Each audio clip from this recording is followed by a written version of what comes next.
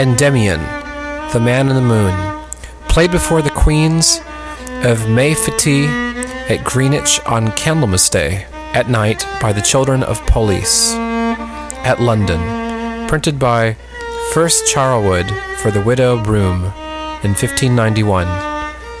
Dramatis Personae: Endymion, a young man; Samius, his page; Eumenides, friend of Endymion; Dares, his page; Cynthia, the Moon Queen; Floscula, her servant; ladies-in-waiting at Cynthia's court; Tellus, spurned by Endymion; Semele, attendants at Cynthia's court; Pythagoras, a Greek philosopher; Gyptes, an Egyptian soothsayer; lords at Cynthia's court; Pandaleon; Zontes; Sir Tophus, a braggart; Epitone, his page; Dipsas, an aged sorceress; Bagoa, a sorceress, assistant to Dispus; Geron, a wise old man, a strange husband of Dipsas; servant girls; Scintilla; Favila; 3 ladies and an ancient man in a dumb show; Corsites, a captain; 2 watchmen and a constable; 4 fairies.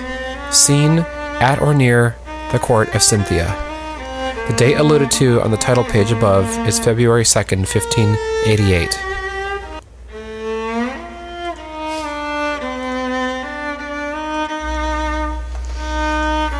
Prologue. Most high and happy princess, we must tell you a tale of the Man in the Moon, which, if it seems ridiculous for the method, or superfluous for the matter, or for the means incredible, for 3 faults we can make but one excuse. It is a tale of the Man in the Moon. It was forbidden in old time to dispute of chimera, because it was a fiction. We hope in our times none will apply past times, because they are fancies. For there liveth none under the sun that knows what to make of the Man in the Moon. We present neither comedy, nor tragedy, nor story, nor anything but whosoever heareth may say this, Why, here's a tale of the Man in the Moon. Act 1, Scene 1. Enter Endymion and Eumenides. I find, Eumenides, in all things both variety to content, and satiety to glut, saving only in my affections, which are so staid, and withal so stately, that I can neither satisfy my heart with love, nor mine eyes with wonder. My thoughts, Eumenides, are stitched to the stars, which being as high as I can see, thou mayest imagine how much higher they are than I can reach.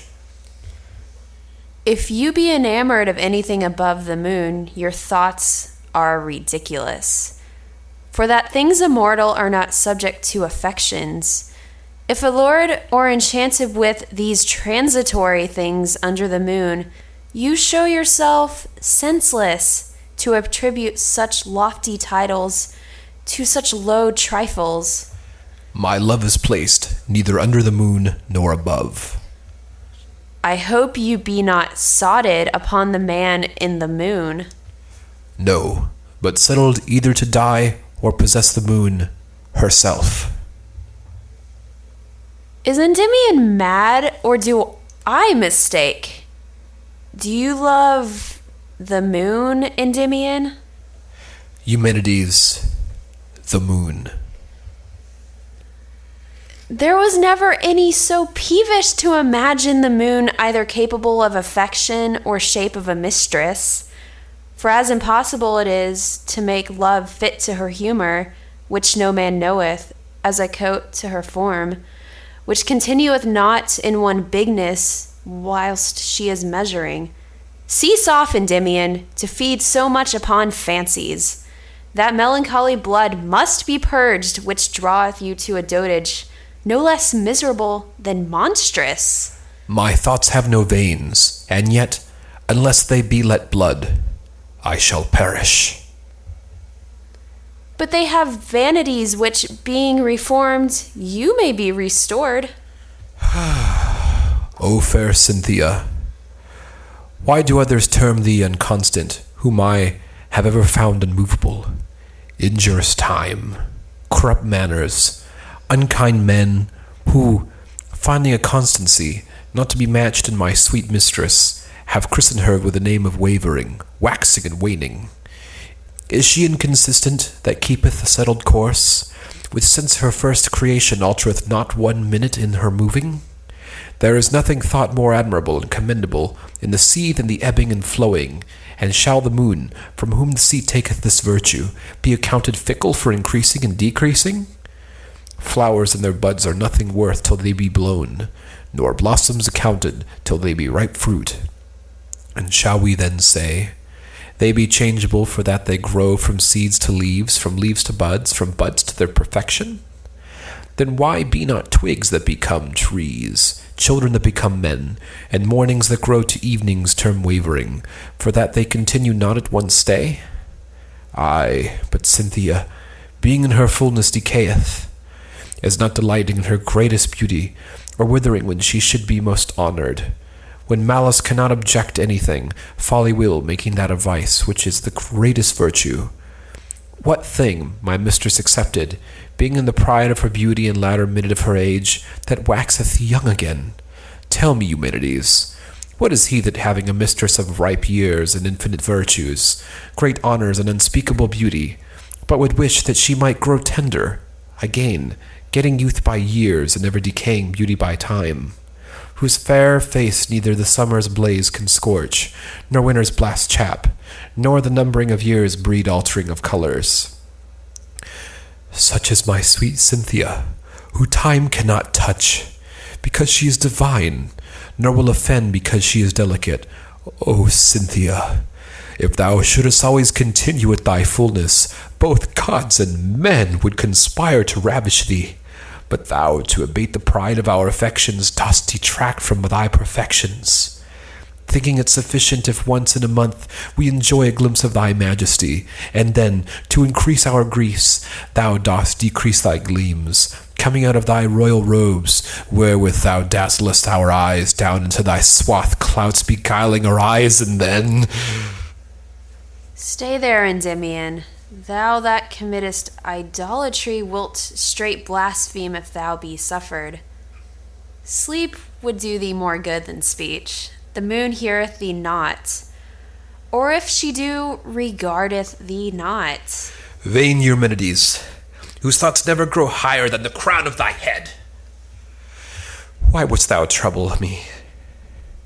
Having neither head to conceive the cause of my love, or a heart to receive the impressions, follow thou thine own fortunes, which creep upon the earth, and suffer me to fly to mine, whose fall, though it be desperate, yet shall it come by daring. Farewell. Exit.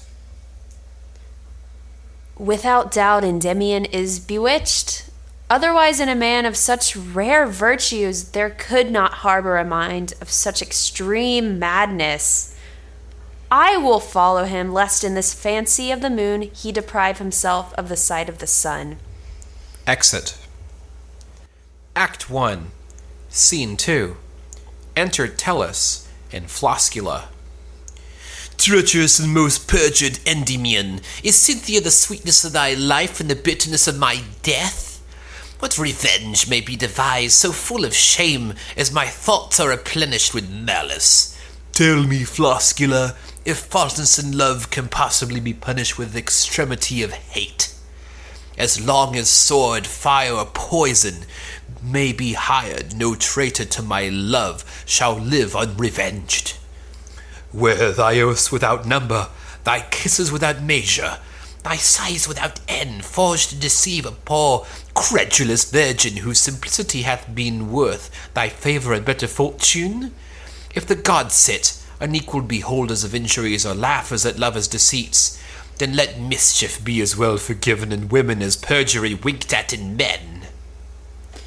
Madam, if you would compare the state of Cynthia with your own, and the height of Endymion his thoughts with the meanness of your fortune, you would rather yield than contend, being between you and her no comparison, and rather wander with rage at the greatness of his mind, being affected with a thing more than mortal. No comparison, Floscula, and why so?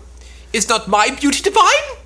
Whose body is decked with fair flowers and veins are vines, yielding sweet liquor to the duller spirits, whose ears are corn to bring strength, and whose hairs are grass to bring abundance, Doth not frankincense and myrrh breathe out my nostrils? And all the sacrifice of the gods breed in my bowels?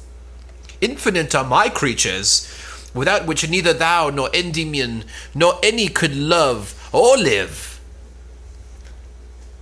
But know you not, fair lady, that Cynthia governeth all things? Your graves would be but dry husks, your corn but chaff, and all your virtues vain, were it not Cynthia that preserveth the one in the bud, and nourisheth the other in the blade, and by her influence both comforteth all things, and by her authority commandeth all creatures. Suffer then Endymion to follow his affections, though to obtain her be impossible, and let him flatter himself in his own imaginations, because they are immortal. Loath am I, Endymion, that thou shouldst die because I love thee well, and that thou shouldst live it grieveth me because thou lovest Cynthia too well. In these extremities what shall I do? Floscula, no more words. I am resolved. He shall neither live nor die. A strange practice, if it be possible.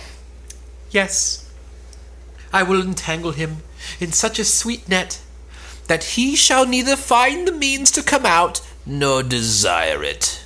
All allurements of pleasure will I cast before his eyes, insomuch that he shall slake that love which he now voweth to Cynthia, and burn in mine, of which he seemeth careless.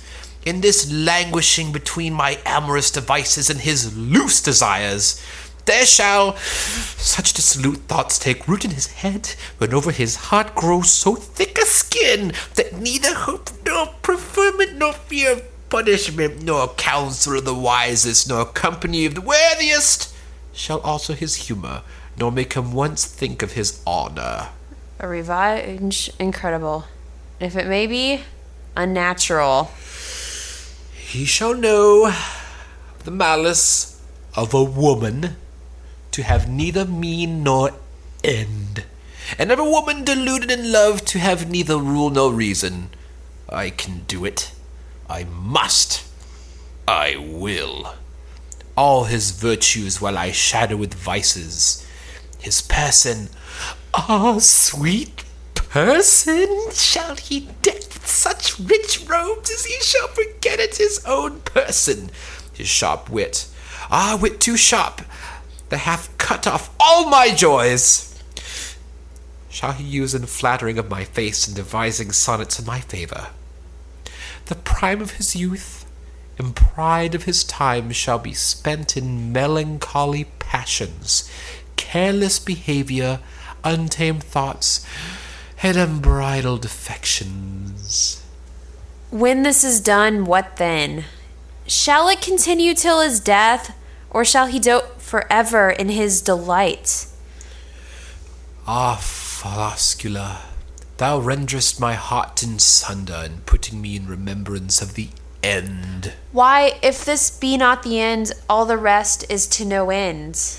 Yet suffer me to imitate Juno, who would turn Jupiter's lovers to beasts on the earth, though she knew afterwards they should be stars in heaven. Affection that is bred by enchantment is like a flower that is wrought in silk, in color and form most like, but nothing at all in substance or savor. It shall suffice me, if the world talk, that I am favoured of Endymion. Well, use your own will, but you shall find that love gotten with witchcraft is as unpleasant as fish taken with medicines unwholesome. Floscula, they that be so poor that they have neither net nor hook will rather poison dough than pine with hunger. And she that is so oppressed with love that she shall neither able with beauty nor wit to obtain her friend will rather use unlawful means than try intolerable pains. I will do it. Exit. Then about it. Poor Endymion, what traps are laid for thee, because thou honourest one that all the world wondereth at? And what plots are cast to make thee unfortunate that studies of all men to be the faithfulest? Exit. Act 1, Scene 3. Enter Darius and Samius. Now our masters are in love up to the ears. What have we to do but to be in knavery up to the crowns? Oh, that we had Sir Tophus, that brave squire, in the midst of our myrrh, and Achae autem. Will you see the devil? Enter Sir Tophus and Ipitone. Epi, Here, sir. I brook not the sightful humour of love. It tickleth not my liver, for whence the love-mongers in former ages seem to infer it should proceed. Love, sir, may lie in your lungs, and I think it doth, and that is the cause you blow and are so pursy. Tush, boy, I think it but some device of the poet to get money. A poet? What's that? Dost thou not know what a poet is? No. Why, fool, a poet is as much as one should say a poet. Discovering Samius and Darius. But soft, yonder be two wrens. Shall I shoot at them? They're both two lads. Larks or wrens, I will kill them. Larks? Are you blind? They're two little boys. Birds are boys. They are both but a pittance for my breakfast. Therefore have at them, for the brains must, as it were, embroider my bolts. He takes aim at Samius and Darius. To Sir Tophus. Stay your courage, valiant knight, for your wisdom is so weary that it stayeth itself. Why, Sir Tophus, have you forgotten your old friends? Friends, nego argumentum. And why not friends? Because, Amicitia, as an old adels we find, is enter pares. Now, my pretty companions, you shall see how unequal you be to me. But I will cut you quite off. You shall be my half-friends, for reaching to my middle. So far as from the ground to the waist, I will be your friend. Learnedly. But what shall become of the rest of your body, from the waist to the crown? My children, quod supra vos nihil ad vos. You must think the rest immortal because you cannot reach it. To Samius and Darius. Nay, I tell ye, my master is more than a man. To Epitone. And thou less than a mouse. But what be you two? I am Samis, page of Endymion. And I, Dares, page to Eumenides. Of what occupation are your masters? Occupation, you clown! Why, they are honorable and warriors. They are my prentices. Thine? And why so? I was the first that ever devised war, and therefore by Mars himself, given me for my arms a whole armory, and thus I go, as you see, clothed with artillery. It is not silks, milksops, nor tissues, nor the fine wool of Ceres, but iron, steel, swords, flame, shot, terror, clamour, blood, and ruin, that rocks asleep my thoughts, which never had any cradle but cruelty. Let me see. Do you not bleed? Why so? Commonly my words wound, ha ha! What then do your blows? Not only wound, but also confound. To Epitone. How darest thou come so near thy master, Epi? To Sir Tophus. Sir Tophus, spare us. You shall live. You, Samias, because you are little. You, Darius, because you are no bigger. And both of you because you are but two. For commonly I kill by the dozen. Ha ha ha! And for every particular adversary a particular weapon. He displays his armory. May we know the use for our better skill in war? You shall. Here is a bird built for the ugly beast, the blackbird. A cruel sight. Here, look at this. Here's the musket for the untamed, or, as the vulgar sort term it, the wild mallard. He demonstrates, not heeding their talk. Oh, desperate attempt. Nay, my master will match them. Aye, if ye catch them. Here, look at this. Here's a spear, and both necessary to the one to conquer, the other to subdue or overcome the terrible trout, which, although he be under water, yet tying a string to the top of my spear and an engine of iron, to the end of my line I overthrow him, and then herein I put him. He shows his gear and struts about, oblivious to their talk. O wonderful war! Aside. Darius, didst thou ever hear such a dolt? Aside. All the better. We shall have good sport hereafter if we can get leisure. Leisure? I will rather lose my master's service than his company. Look how he struts. To Sir Tophus. But what is this? Call you it your sword? No, this is my scimitar, which I, by construction, often studying to be compendious, call my smiter. What? Are you also learned, sir? Learned? But I am all Mars and Rs. Nay, you are all mass and ass. Mock me, but mock you me? You shall both suffer. Yet with such weapons as you shall make choice of the weapon wherewith you shall perish. Am I all mass or lump? Is there no propulsion in me? Am I all ass? Is there no wit in me? Epi, prepare them to slaughter. I pray, sir, hear us speak. We call you mass, which your learning doth well understand. It is a man. For man, Marius, is a man. Then as you know, is a weight. And we, for your virtues, account you a weight. The Latin hath saved your lives, the which a world of silver could not have ransomed. I understand you, and pardon you, and you. Well, Sir Tophus, we bid you farewell, and at our next meeting we shall be ready to do your service. Samius, I thank you. Darius, I thank you. But especially, I thank you both. Wisely. Aside. Come, next time we'll have some pretty gentlewomen with us to walk, for without doubt with them he will be very dainty. To Samius. Come, let us see what our masters do. It is high time. Exit Darius and Samius. Now will I march into the field, where if I cannot encounter with my foul enemies, I will withdraw myself to the river, and there fortify for fish, for there resteth no minute free from fight. Exit Sir Tophus and Epitone. Act 1, Scene 4. Enter Tellus and Floscula at one door. Enter Dipsys at another. Behold, Floscula, we have met with a woman by chance that we sought for by travel. I will break my mind to her without ceremony or circumstance, lest we lose that time and advice that should be spent in execution. Use your discretion.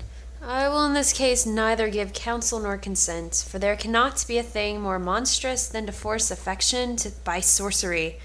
Neither do I imagine anything more impossible. Tush, Floscula, in obtaining of love, what impossibilities will I not try? And for the winning of Endymion, what impieties will I not practice? Crossing to Dipsys. Dipsys, whom as many honor for age as wonder at that for your cunning. Listen in few words to my tale, and answer in one word to the purpose. For that neither my burning desire can afford long speech, nor the short time I have to stay many delays. It is possible by herbs, stones, spells, incantation, enchantment, exorcisms, fire, metals, planets, or any practice, to plant affection where it is not so suppliant where it is. Fair lady, you may imagine that these hoary hairs are not void of experience, nor the great name that goeth of. My cunning to be without cause. I can darken the sun by my skill, and remove the moon out of her course. I can restore youth to the aged, and make hills without bottoms. There is nothing I cannot do, but that only which you would have me do, and therein I differ from the gods, that I am not able to rule hearts, for, were it in my power to place affection by appointment, I would make such evil appetites, such inordinate lusts, such crushed desires, as all the world should be filled both with superstitious hearts and extreme love. Unhappy Tellus, whose desires are so desperate that they are neither to be conceived of any creature nor to be cured by any art. Act 2, Scene 1. Enter Endymion. O fair Cynthia, O unfortunate Endymion, why was not thy birth as high as thy thoughts, or her beauty less than heavenly? Or why are we not thine honours as rare as beauty, or thy fortunes as great as thy deserts? Sweet Cynthia, how wouldst thou be pleased, how possessed, will labours patient of all extremities obtain thy love? There is no mountain so steep that I will not climb, no monster so cruel that I will not tame, no action so desperate that I will not attempt. Desirous, thou of the passions of love, the sad and melancholy moods of perplexed minds, the not to be expressed torments have racked my thoughts. Behold my sad tears, my deep sighs, my hollow eyes, my broken sleeps, my heavy countenance. Wouldst thou have me vowed only to thy beauty, and consume every minute of time in thy service? Remember my solitary life, almost these 7 years. Whom have I entertained but mine own thoughts and any virtues? What company have I used but contemplation? Whom have I wondered at but thee? Nay, whom have I not contemned for thee? Have I not crept to those on whose I might have trodden, only because thou didst shine upon them? Have not injuries been sweet to me, if thou vouchsafest I should bear them? Have I not spent my golden years in hopes, waxing old with wishing, yet wishing nothing but thy love? With Tellus, fair Tellus, have I dissembled, using her but as a cloak for mine affections, that others, seeing my mangled and disordered mind, might think it were for one that loveth me, not for Cynthia, whose perfection alloweth no companion nor comparison. In the midst of these distempered thoughts of mine, thou art not only jealous of my truth, but careless, suspicious, and secure, which strange humour maketh my mind as desperate as thy conceits are doubtful. I am none of those wolves that bark most when thou shinest brightest, but that fish, thy fish, Cynthia, in the flood of Eris, which at thy waxing is as white as the driven snow, and at thy waning as black as deepest darkness. I, that Endymion, sweet Cynthia, that have carried my thoughts in equal balance with my actions, always as free from imagining ill as enterprising that Endymion, whose eyes never esteemed anything fair but thy face, whose tongue termed nothing rare but thy virtues, and whose heart imagined nothing miraculous but thy government. Yea, that Endymion who, divorcing himself from that amiableness of all ladies, the bravery of all courts, the company of all men, hath chosen in a solitary cell to live only by feeding on thy favour, accounting in the world but thyself nothing excellent, nothing immortal. Thus mayest thou see every vein, sinew, muscle, and artery of my love, in which there is no flattery nor deceit, error nor art, but soft. Here cometh Tellus. I must turn my other face to her like Janus, lest she be as suspicious as Juno. Enter Tellus, Floscula, and Dipsys. Yonder I espy Endymion. I will seem to suspect nothing, but soothe him, that seeing I cannot obtain the depth of his love, I may learn the height of his dissembling. Floscula and Dipsys, withdraw yourselves out of our sight, yet be within the hearing of our saluting. Floscula and Dipsys, withdraw. How now, Endymion, always solitary, no company but your own thoughts, no friend but melancholy fancies. You know, fair Tellus, that the sweet remembrance of your love is the only companion of my life, and thy presence my paradise, so that I am not alone, when nobody is with me, and in heaven itself, when thou art with me. Then you love me, Endymion? Or else I live not, Tellus. It is not possible for you, Endymion, to dissemble. Not Tellus, unless I could make me a woman. Why? Is dissembly joined to the sex inseparable, as heat to fire, heaviness to earth, moisture to water, thinness to air? No, but found in their sex as common as spots upon doves, moles upon faces, caterpillars upon sweet apples, cobwebs upon fair shadows. Do they all dissemble? All but one. Who is that? I dare not tell, for if I say you, then would imagine my flattery to be extreme. If another, Then would you think my love to be but different? You will be sure I shall take no vantage of your words. But in sooth, Endymion, without more ceremonies, is it not Cynthia? You know, Tellus, that of the gods we are forbidden to dispute, because their deities come not within the compass of our reasons, and of Cynthia we are allowed not to talk but to wonder, because her virtues are not within the reach of our capacities. Why, she is but a woman. No more than Venus. She is but a virgin. No more was Vesta. She shall have an end. So shall the world. Is her beauty subject to me? Is it to time? No more than time is to standing still. Wilt thou make her mortal? No, but incomparable. Take heed, Endymion, lest like the wrestler in the Olympia that, striving to lift an impossible weight catched an incurable strain, thou by fixing thy thoughts above thy reach fall into a disease without all recure. But I see thou art in love with Cynthia. No, Tellus, thou knowest that the stately cedar, whose top reacheth unto the clouds, never boweth his head to the shrubs that grow in the valley, nor ivy that climbeth up by the elm can ever get hold of the beams of the sun.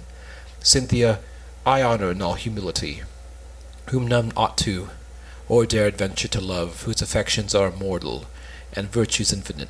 Suffer me therefore to gaze on the moon, at whom were it not for thyself, I would die with wondering. Exit. Scene 2. Enter Darius, Samius, Scintilla, and Favila. Come, Samius. Didst thou ever hear such a sighing, the one for Cynthia, the other for Semele, and both for moonshine in the water? Let them sigh, and let us sing. How say you, gentlewomen, are not our masters too far in love? Their tongues are haply dipped to the root in amorous words and sweet discourses, but I think their hearts are scarce tipped on the side with constant desires. How say you, Favila, is not love a lurcher that taketh men's stomachs away that they cannot eat, their spleen that they cannot laugh, their hearts that they cannot fight, their eyes that they cannot sleep, and leaveth nothing but livers to make nothing but lovers? Away, peevish boy, a rod were better under thy girdle than love in thy mouth. It will be a forward cock that croweth in the shell. Alas, good old gentlewoman, how it becometh you to be grave? Favila, though she be a spark, yet she is fire.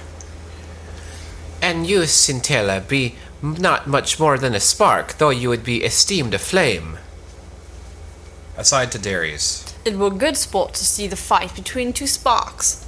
Aside to Samius. Let them do it, and we will warm us by their words. You are not angry, Favila?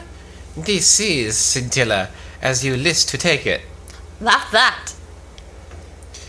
This is to be matched with girls who, coming by yesterday from making our babies, would before tomorrow be accounted matrons. I cry for your matronship mercy, because your patronfless be higher with cork. Therefore your feet must needs be higher in the insteps. You will be mine elder because you stand upon a stool, and I on the floor. Good. Aside to Samius. Let them alone and see with what countenance they will become friends. To Favila. Nay, you think it to be the wiser, because you mean to have the last word. The women threaten each other. To Darius. Step between them, lest they scratch. To Scintilla and Favila. In faith, gentlewomen, seeing we came out to be merry, let not your jarring mar our jests. Be friends, how say you?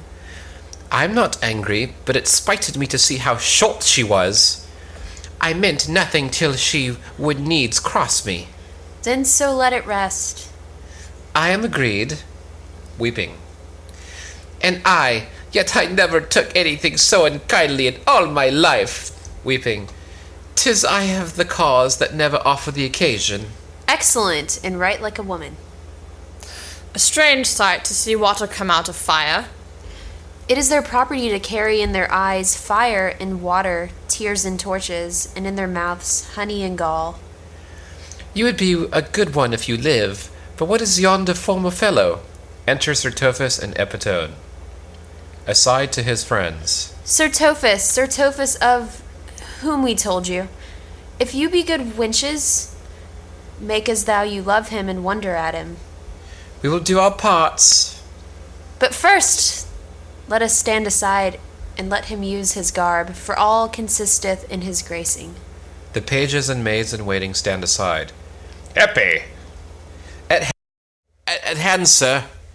how likest thou this mantle life when nothing but blood besprinkleth our bosoms? Let me see, be our enemies fat?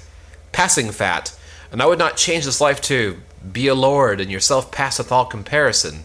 For other captains kill and beat, and there is nothing you kill but you also eat. I will draw out the guts out of the bellies and tear the flesh with my teeth. So mortal is my hate, and so eager my unstarched stomach. Aside, my master thinks himself the valiantest man in the world if he could kill a wren. So warlike a thing he accounted to take away life, though it be from a lark. Epi, I find my thoughts to swell and my spirit to take wings, insomuch that I cannot continue within the compass of so slender combats. Aside, this passeth. Aside, why is he not mad? No, Aside, no, but a little vainglorious. Epi, sir, I will encounter that black and cruel enemy that beareth rough and untuned locks upon his body, whose sire throweth down the strongest walls, whose legs are as many as both ours, on whose head are placed most horrible horns by nature's defence from all harms. what mean you, master, to be so desperate? Honour inciteth me, and very hunger compelleth me. What is that monster? The monster, Ovis. I have said, let thy wits work. I cannot imagine it. Yet let me see, a black enemy with rough locks. It may be a sheep, and Ovis is a sheep. His sire is so strong, a ram is a sheep's sire, that being also an engine of war. Horns he hath and 4 legs, so hath a sheep. Without doubt, this monster is a black sheep. Is it not a sheep that you mean? Thou hast hit it. Where your That monster will I kill and sup with. To his friends. Come, let us take him off. The pages and maids come forward. To Sir Tophus. Sir Tophus, all hail. Welcome, children. I seldom cast mine eyes so low as the crowns of your heads, and therefore pardon me that I spake not all this while. No harm done. Here be fair ladies come to wonder at your person, your valor, your wit, the report whereof hath made them careless of their own honors, to glut their eyes and heart yours. A report cannot but injure me, for that not knowing fully what I am. I fear she hath been and loved in her praises. No, gentle knight, report hath been prodigal, for she hath left you no equal credit herself. So much hath she told, yet no more than can now see. Aside. A good wench. If there remain as much pity toward men as there is in your courage against your enemies, then shall we be happy who, hearing of your person, came to see it, and now seeing it, are now in love with it. Love me, ladies? I easily believe it. My tough heart receiveth pressure with sweet words. Mars may pierce it, Venus shall not eat on it. A cruel saying. Let go. To Sir Tophus. Will you cast these ladies away, all for a little love? Do but speak kindly. There cometh no soft syllable within lips. Custom hath made my words bloody and my heart barbarous. That pelting word love, how waterish it is in my mouth! It carrieth no sound. Hate, horror, death are my speeches that nourish my spirits.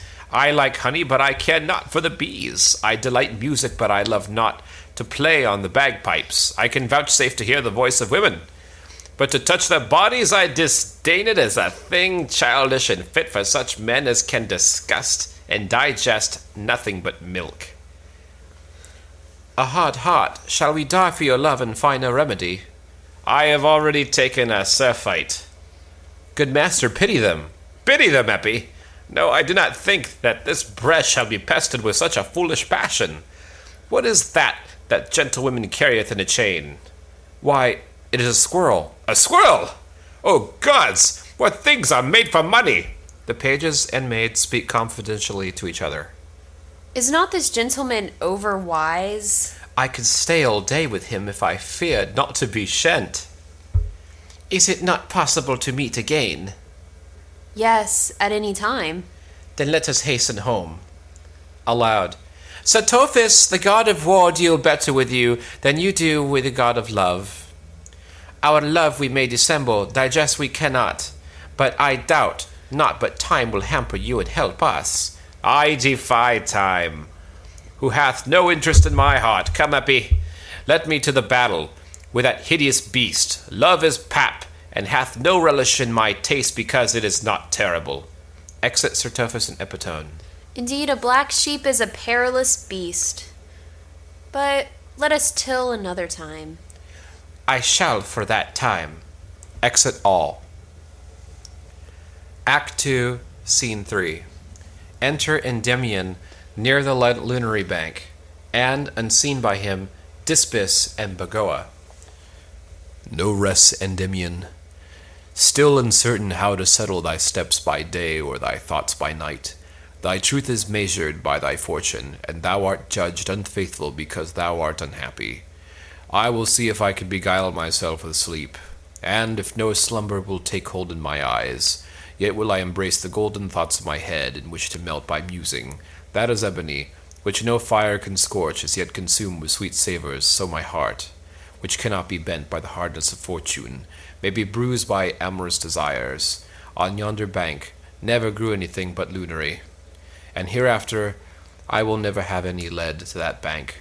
O Endymion, Tellus was fair, but what availeth beauty without wisdom? Nay, Endymion, she was wise, but what availeth wisdom without honour? She was honourable, Endymion. Belie her not. Ay, but how obscure is honour without fortune? Was she not fortunate, whom so many followed? Yes, but base as fortune without majesty. Thy majesty, Cynthia, all the world knoweth and wondereth at, but not one in the world that can imitate it or comprehend it. No more, Endymion. Sleep or die.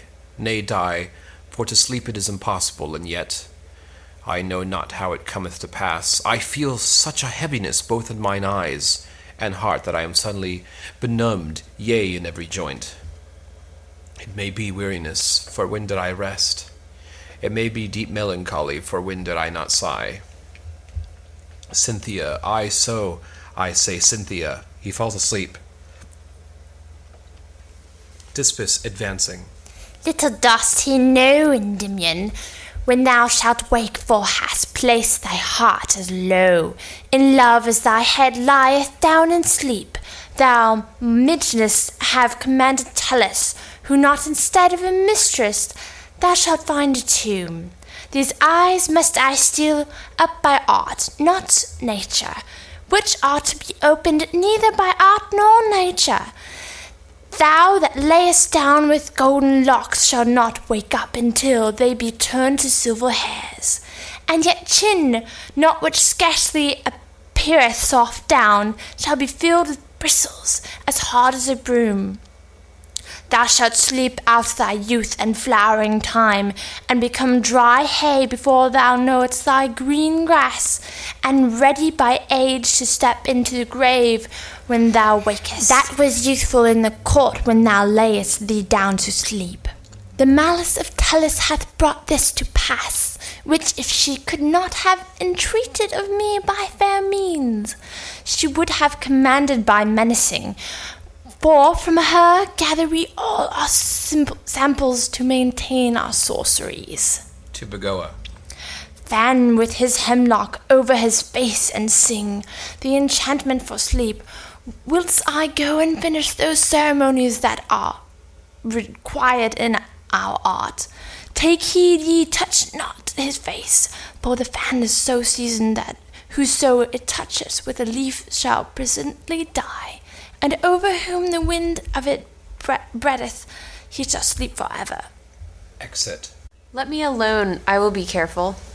She fans Endymion as she sings. What hap hadst thou, Endymion, to come under the hands of Dipsys? O fair Endymion, how it grieveth me that fair face must be turned to a withered skin and taste the pains of death before it feel the reward of love. I fear Tellus will repent that which the heavens themselves seem to rue. But I hear Dipsys coming. I dare not repine, lest she make me pine, and rock me into such a deep sleep that I shall not awake to my marriage. Enter Dipsys. How now? Have you finished? Yea. Well then, let us in, and see that you do not so much as whisper that I did this. For if you do, I will turn thy hairs to adders, and all thy teeth in thy head to tongues. Come away, come away. Exit, leaving Endymion. A dumb show. Music sounds, 3 ladies enter, one with a knife and a looking-glass who, by the procurement of one of the other two, offers to stab Endymion as he sleeps. But the third wrings her hands, lamenteth, offering still to preserve it, but dares not. At last the first lady, looking in the glass, carts down the knife. Exit the ladies. Enters an ancient man with books, with 3 leaves, offers the same twice. Endymion refuseth. The old man rendeth 2 and offers a third, where he stands a while, and then Endymion offers to take it. Exit the man. Endymion remains sleeping on the lunary bank, curtained off from view.